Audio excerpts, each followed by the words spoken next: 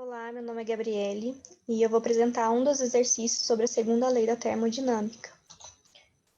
Bom, o enunciado diz o seguinte: para um molde de gás ideal monatômico submetido ao ciclo abaixo, que no caso é esse daqui, no qual o V1 é igual a 4 vezes o V0, então no caso esse valor aqui vai ser 4 vezes o V0. Letra A, qual que é o valor de trabalho sobre pressão-volume quando o gás vai do estado A para o estado C ao longo da trajetória ABC? Bom, partindo do ponto A para o ponto B e terminando do ponto C, a gente vê que só existe realização de trabalho pela trajetória AB, que é onde tem variação de volume. De B para C não há variação de volume, há apenas variação de pressão. Sendo assim, na trajetória AB, a pressão ela se mantém constante, certo? Ela é nula. É o P0, esse daqui. Então, de acordo com esses dados, a gente pode calcular o trabalho dessa trajetória através da integral, a integral de V0 até 4V0, que no caso seria o V1. Integrando nessa fórmula, a gente encontra o valor de 3. 3 vai ser igual ao trabalho sobre pressão-volume, que é o que pede no enunciado. Então, esse vai ser nosso trabalho encontrado. Na letra B, pede quanto que é o valor da variação de energia interna sobre pressão-volume quando o gás ele vai de B para C. Então, quando ele vai de B para C, como eu disse, né, não há variação de volume, apenas variação de pressão, aqui no caso. E de acordo com a primeira lei da termodinâmica, a gente sabe que a variação de energia interna é igual ao calor menos trabalho, certo? Aqui no caso, como a gente não tem variação de volume, o nosso trabalho é zero, ele é nulo, certo? Então, a gente corta o trabalho aqui. Nós temos que a energia interna, a variação de energia interna, é somente igual ao calor. Para calcular o calor na forma de gás, a gente tem a fórmula de NCV ΔT, onde o N é o número de mol, o CV é o calor específico molar e o ΔT é a variação de temperatura. Para um gás monoatômico ideal, a gente tem que esse calor específico molar ele é igual a 3R sobre 2, onde o R é o constante geral dos gases. Então, para calcular esse calor, primeiramente a gente precisa saber a variação de temperatura, onde para esses dados, para essa condição, a gente tem 4 vezes pressão dividido por número de mol vezes constante dos gases ideais, como a temperatura inicial, e a temperatura final substituída aqui, né, nos dados, 2P0 seria aqui no caso esse valor, certo? E 4V0 seria o nosso V1, dividido por NR. Então, fazendo essa substituição, a gente tem um valor de temperatura final igual a 8 vezes pressão-volume dividido por NR. Bom, jogando então todos esses dados nossos na fórmula, a gente tem calor igual o N vezes CV, né? CV é 3,5 de R, que a gente só isolou ele da numeração para ficar mais fácil de resolver, vezes a variação de temperatura, né? Que seria final menos inicial. Final menos inicial. Juntando esses dados, a gente chega no valor de 6 pressão-volume, que é igual ao nosso calor. Que é igual, como a gente sabe que aqui a variação de energia interna é igual ao calor, então, nossa variação de energia interna é o resultado que a gente achou, 6 vezes pressão-volume. Considerando o número de mol igual a 1, a gente pode escrever o resultado como variação de energia interna igual a 6 vezes a constante dos gases, né? Vezes a temperatura.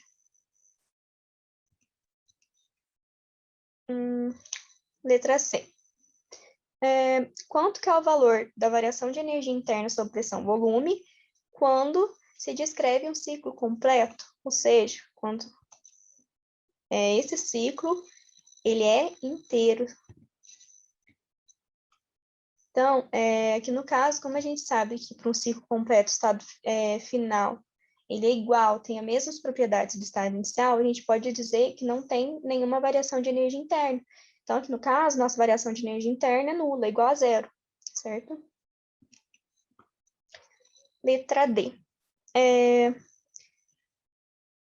Aqui já pede a variação entrópica. Qual é o valor da variação de entropia quando o gás vai de B para C e quando ele descreve um ciclo completo? Aqui no caso, nós vamos utilizar a mesma relação, tá? De NCV ΔT, que é uma variação, que é uma fórmula isocórica, perdão. E que a gente sabe, né, que de B para C não há variação de volume, é apenas variação de pressão. Agora, para calcular a variação de entropia, a gente utiliza a fórmula de variação de entropia igual à integral de dq sobre T. Nós consideramos a mesma coisa, né, do calor específico molar de 3 vezes R sobre 2.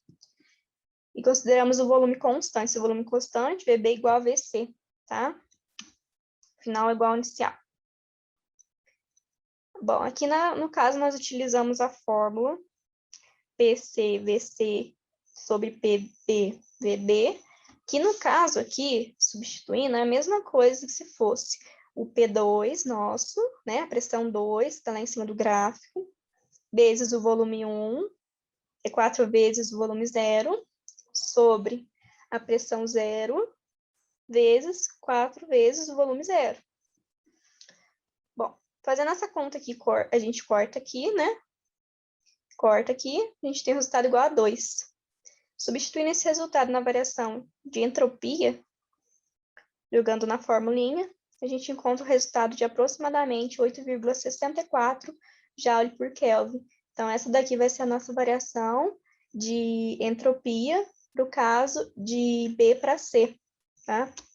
Aí, também pede a variação de entropia se fosse um ciclo completo. Aqui, no caso, vai ser a mesma coisa que como se fosse para a energia interna, né?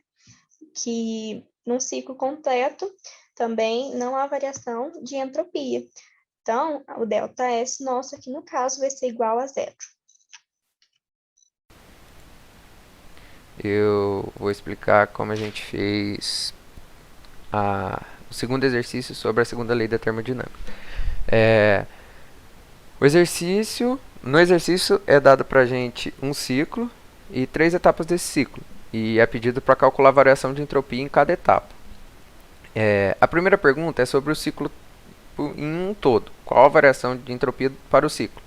Como é um ciclo fechado, a variação de entropia vai ser zero.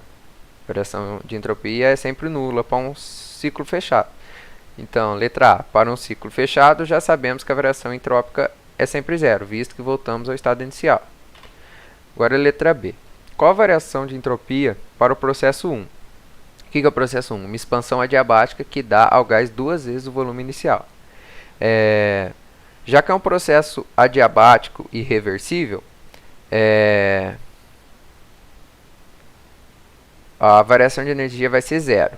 E usando a fórmula da variação de entropia igual a integral de variação da energia sobre temperatura, e sabendo que essa variação de energia é zero, a integral vai dar zero, então a variação de entropia na etapa 1 é igual a zero. Agora a letra C. Qual a variação de entropia para o processo 3? Qual que é o processo 3? Uma compressão isotérmica de volta ao estado inicial do gás. Então, como o fluido de trabalho é um gás ideal e é um processo isotérmico, o que a gente pode fazer?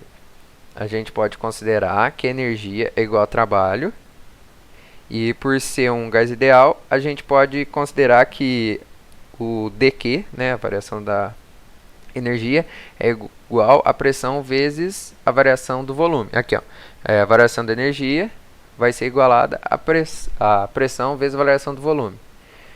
Aí eu uso a equação, a expressão que eu usei ali em cima, substituo essas incógnitas, essas variáveis, e usando PV, NRT aqui embaixo, eu isolo T, igualo ele a PV sobre NR. Aí eu consigo tirar o número de mol e a constante de gases da integral, faço a integral, vou chegar nessa equação. Usando os valores que foi dado para a gente, chegamos a esse resultado, que a variação de entropia na etapa 3 é menos 23 Joule por Kelvin. Aí, a última pergunta desse exercício é qual a variação de entropia para o processo 2. E, como eu já disse na letra A, por ser um ciclo fechado, a variação de entropia é nula. E o que a gente tem aqui? Tem 3 etapas. A gente sabe que na primeira etapa, a variação de entropia é zero. A gente sabe que na terceira etapa, a variação de entropia é menos 23 Joule por Kelvin. Então, o que vai ser na segunda etapa? Vai ter que ser um valor para anular o menos 23 Joule por Kelvin. Então, a gente chegou à conclusão que a variação da entropia da segunda etapa é o oposto da variação de entropia da terceira etapa. Então, portanto, a variação da entropia na segunda etapa é 23 Joule por Kelvin. Boa noite, professor. Eu sou o Lucas e eu estou aqui para apresentar um pouco sobre o ciclo de Carnot, né?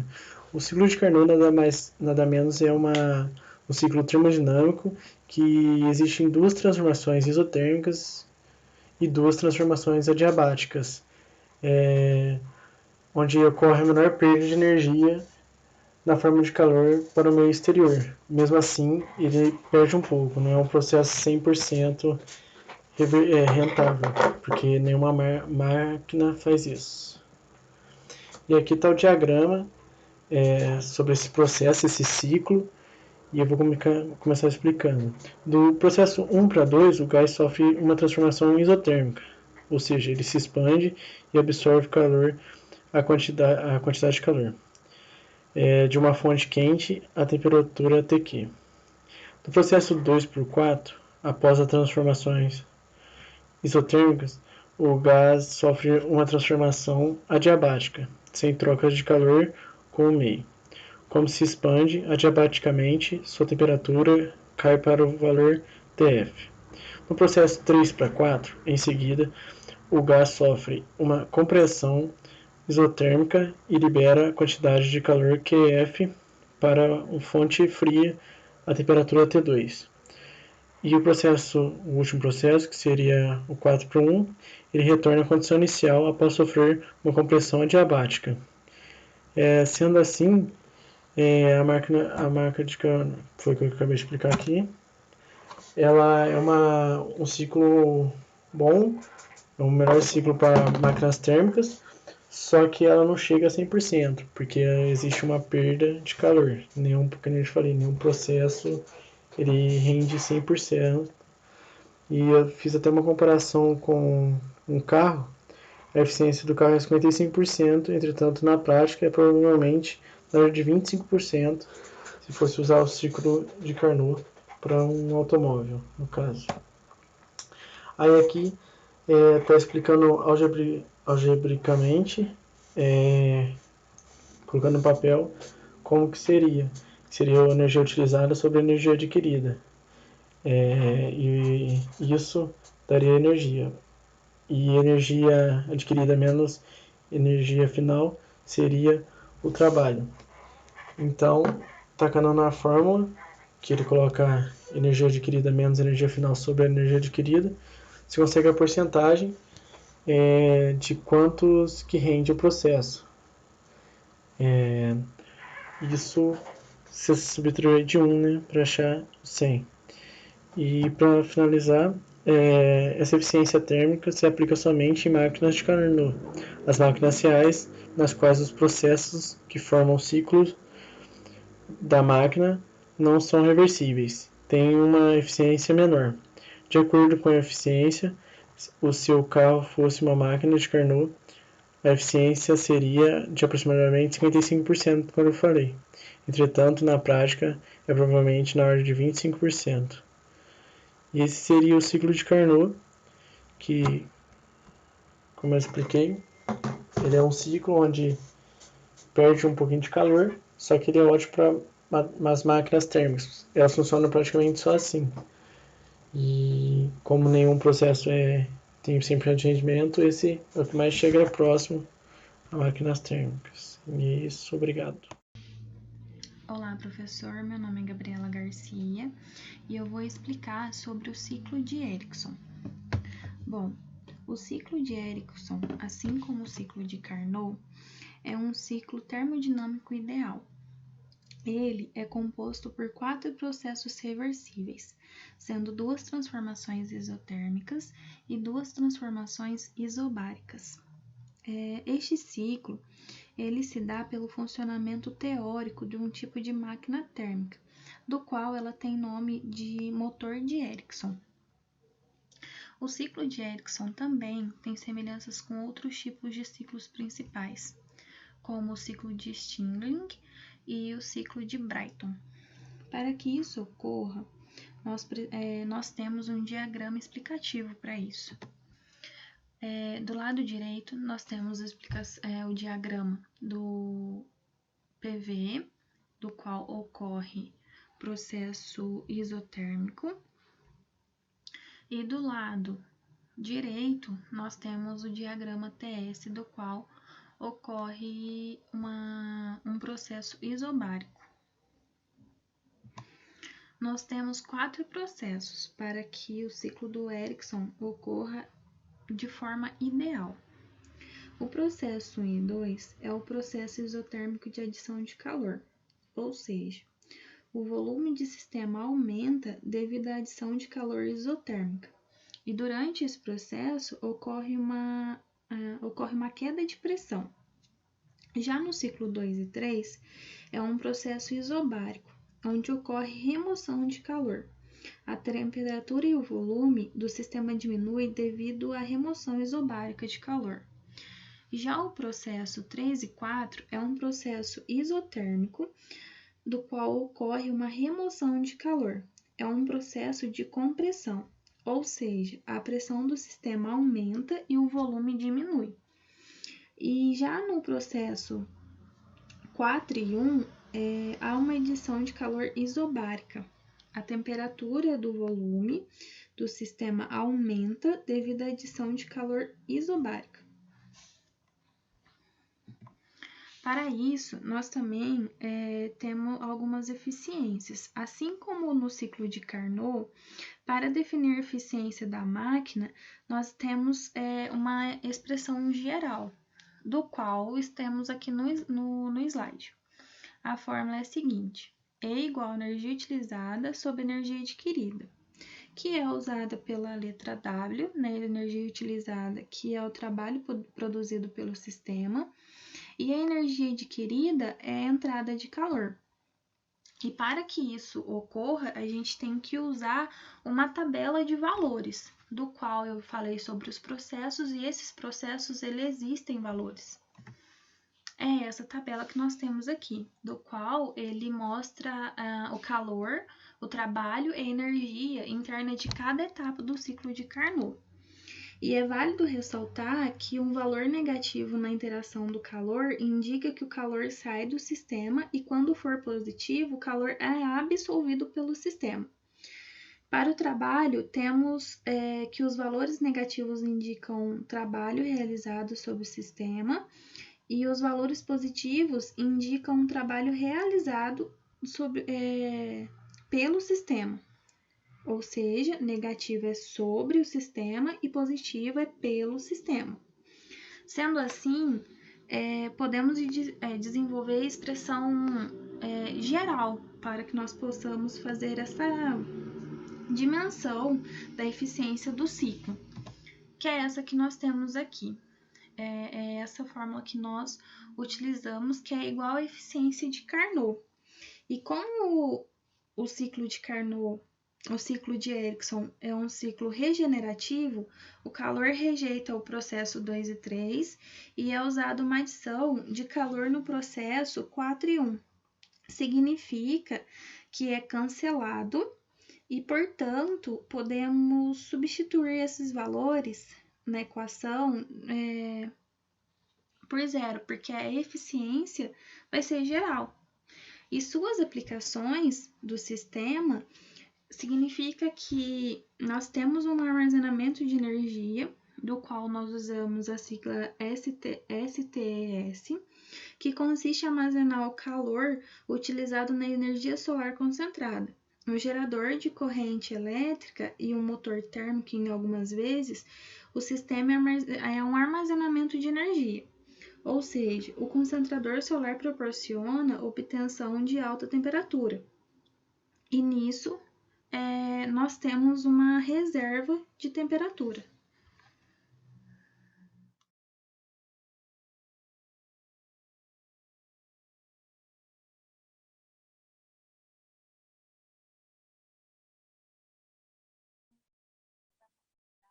Mostrando a resolução do exercício de ciclo de Erickson. Então, usando o gás ideal como fluido de trabalho, demonstra que a eficiência térmica de um ciclo de Erickson é idêntica à eficiência de um ciclo de Carnot, que opera entre os mesmos limites de temperatura.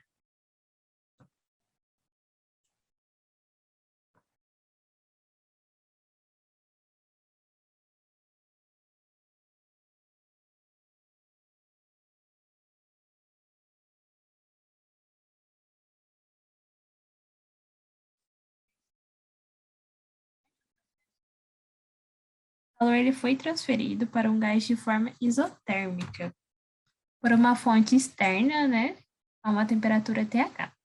E durante o processo 3 e 4, é removido também através de forma isotérmica para o reservatório externo que se encontra a uma temperatura TE. Então, em um processo isotérmico reversível, a transferência de calor ele vai ser relacionada com a variação de entropia, que pode dar pela seguinte expressão, que é dada lá em cima, que é Q igual a T vezes a variação de entropia.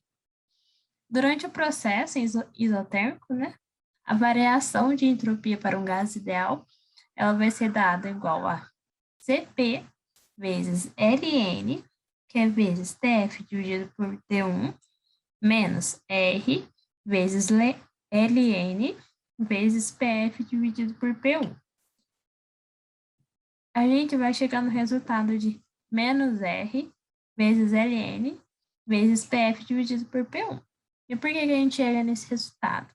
Porque como o processo é isotérmico, as temperaturas do estado inicial e final vão ser iguais. Então, por isso o termo vai zerar. E a gente chega à variação de entropia igual a menos R vezes Ln vezes Pf dividido por P1.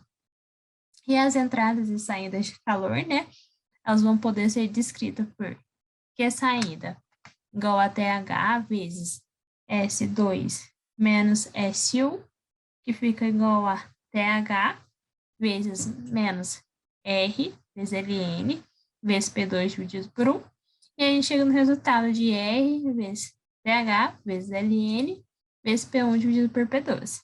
E a Q entrada é igual a TL vezes S4 menos S3, que vai ser igual a menos TL vezes menos R vezes Ln vezes P4 dividido por P3, e a gente acaba chegando no resultado de R vezes TL vezes Ln vezes P4 dividido por 3. P4 dividido por P3, desculpa. Logo, a gente pode concluir que a eficiência térmica do ciclo de Erickson vai ser igual a 1 menos Q saída dividido por Q entrada, e a gente chega no resultado de 1 menos R vezes TH vezes Ln vezes P1 dividido por P2, isso tudo dividido por R vezes TL, vezes LN, vezes P4 dividido por P3.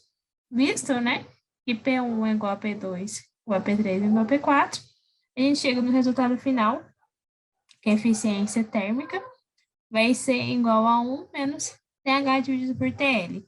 Então, com esse resultado, a gente consegue comprovar que esse resultado é o mesmo que se encontra para uma máquina de Carnot.